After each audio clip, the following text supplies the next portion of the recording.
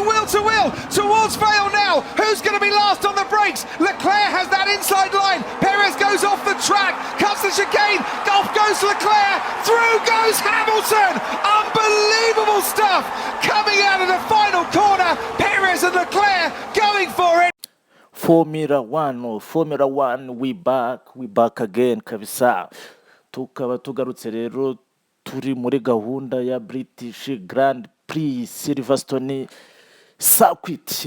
Muri weekend kwa gatanu kugeza ku cyumweru tuzamo turi muri gahunda ya British nyine tuzatwageze hehe mu Bwongereza, aho tuzaba tugiye kureba nyine iyi Grand Prix noneho yabongereza niho tuzaba tugeze. Nkuko bisanzwe rero mbere yuko tujya mu marezilita kwa mbere muri iyi minsi turabanza tukabaha akantu kameze nk'aka intro kuri iyo Grand Prix, hanyuma tukabona gukomeza tureba ibyo ari byo.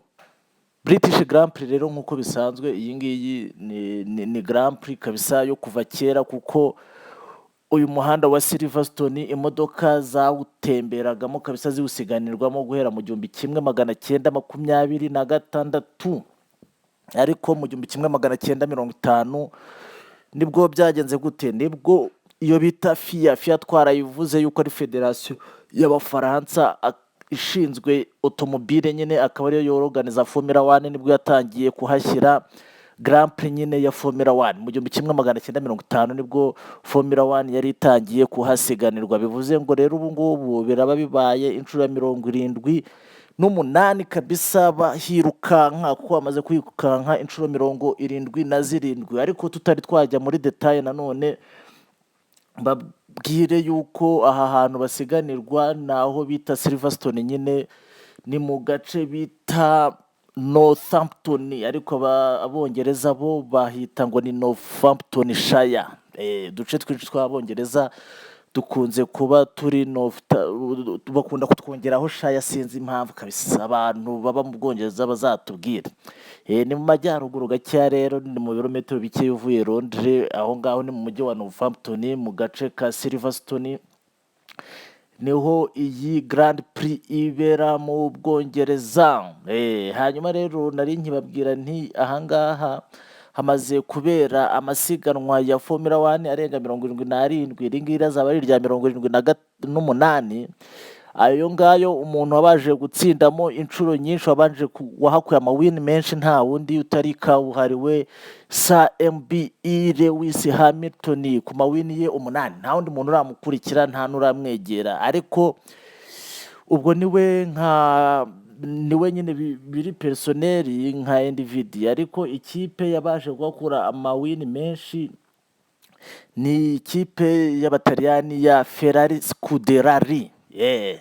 Niyo yabashe kuba ihakura amawini 18. Ubwo ikipe iyo tuyitandukanyije n'umuntu biba bivuze ko Lewis Hamilton ashobora kuba yarahakuye wins 8 ari uwa Mercedes, akaba nta wundi muntu wa Mercedes wigeze ahakura win. Bivuze ngo ubwo muri Ferrari ho ashobora kuba ari nk'abashoferi wenda nka 18 bayo, buri umwe yagiye ahakura akawini kamwe. Ibyo bikaba win 18 zivuye muri Ferrari. Nuko bimeze iyi circuit rero ya Silverstone yo mu Bwongereza. Ubundi uyu muhanda uba ufite metero, cyangwa se katubishyire mu birometero nibwo biri bube bikeye, ibirometero 5,891. Ariko bakawuzenguruka inshuro 52, bakisanga isiganwa rirangiye basengurutse ibirometero 306. Azumvisha izi modoka zigenda ibirometero 306, no kuva hehera ni nko kuva i Rwamagana ukagera Kampala mu isaha imwe, nibwo baba bagezeyo, kuko iyi ngiyi ni circuit iba mu gihe kingana n'isaha imwe n'iminota 20 iyo yakabije. Hanyuma rero siganwa ryashize ukuntu byagenze umwaka ushize murawibuka, uwo bita Carlos niwe wari wahakuye akawini wa Ferrari, akurikirwa na Sergio Perez wa Red Bull Racing Oracle. Hanyuma Lewis Hamilton niwe waje kuba aba uwa gatatu, murabyibuka kabisa. Wumva ushobora kuvuga ngo Hamilton yabaye uwa gatatu ariko imodoka Mercedes yari ifite umwaka ushize ari mbi cyane, kuko aba bajyama ba Hamilton na mugenzi we Jojo Russo bo biberaga mu myanya munani, ariko iri rushanwa ni nka game nyine, home game bitandukanye na away. Ni ukuvuga ngo niba Grand Prix igeze iwawe, ni ukwikuramo imisokoro yose ugakora ibishoboka byose ukigaragariza abafana. Rero Hamilton yagize gutya ari yanda abasha kuba yakuramo ka position ka gatatu, akuramo agapodium, kuko nyine urumva yari yabonye umwanya wa gatatu, nyine umwanya wa gatatu bari podium. Lewis Hamilton rero ni nawe icyo gihe wari wabashije kuba yanabona fastest lap muri Formula 1. Iyo wayigize muri race bakongeraho inota rimwe. Ubwo rero nibyo ngibyo mwaba muzi, mwamenyaho gakeya kuri iyi Grand Prix ya British ije igasanga nyine uwo bita Max Verstappen yarabanikiye. Icyo arimo gukora gusa we ni ukugenda aca uduhigo gahoro gahoro. Bivuze ngo iki rero tukivuga tuti home advantage, bivuze ngo uwo bita Hamilton, ikiri Russell, ikiri Lando Norris wa McLaren, hano ni ukwihonyagura, bakihonyagura bakareba yuko bakuramo byibuze wine, kuko podium hano ku bafana bo mu rugo, podium nta n'umuntu uba ushaka kubyumva. Bivuze ngo rero mwitege ikimana yanjye muri weekend, mwitege Grand Prix y'umuriro, mwitege Grand Prix y'umuriro. Red Bull turabizi iri mu bicu, Ferrari guhera weekend ishize yatweretse noneho yuko nayo yagarutse muri business. Aston Martin dusanzwe tuyizi, Mercedes rero niyo nayo yari yarajemo, ariko weekend ishize hagaragaye gucumbagira ko bitewe n'umuhanda bari barimo wa Austria, bafatiye n'ibihano yuko bagomba kuwusubiramo kubera uburyo uteye, abantu benshi babahesheje ibihano. Bivuze ngo Mercedes nayo imbaraga zayo zose ni hano kuri British Grand Prix.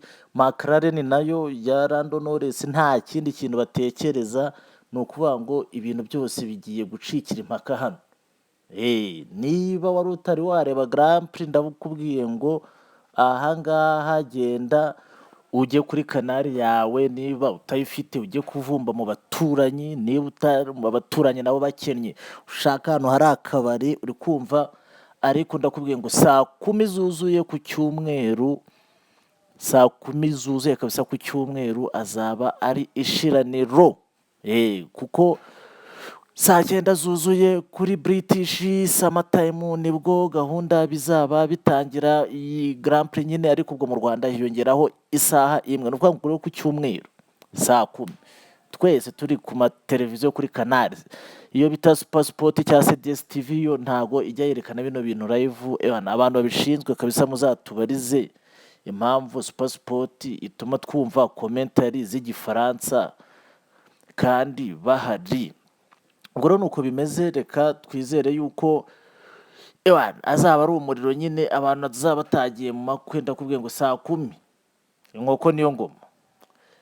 Saa rero tubona nubwo ku cyumweru saa 10, ariko abasanzwe ari abafana ba Formula 1 bo n'ubundi kwa gatandatu nta kizababuza kuba saa 9:15 tuzaba turi kwirebera qualifying, kuko qualifying buriya nayo ni race nayo iranaryoha byahatari, ko abantu benshi ntago bakunda kuba bafite umwanya kwa gatandatu bitewe na gahunda zimwe na zimwe. Ubwo rero ubwo abo bita ba last man standing bo kwa gatandatu nyine ubwo tuzaba twatangiye kurya show, naho abandi nabo ku cyumweru nyaboneka ku cyumweru saa 10 muzicare murebe show.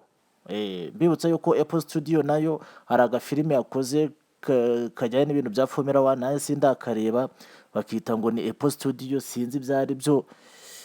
Nko kwa mbere tuzaba twamenya ibyari byo nako tukababwire, ubundi naho kwa mbere tuvuga resultat. Ciao.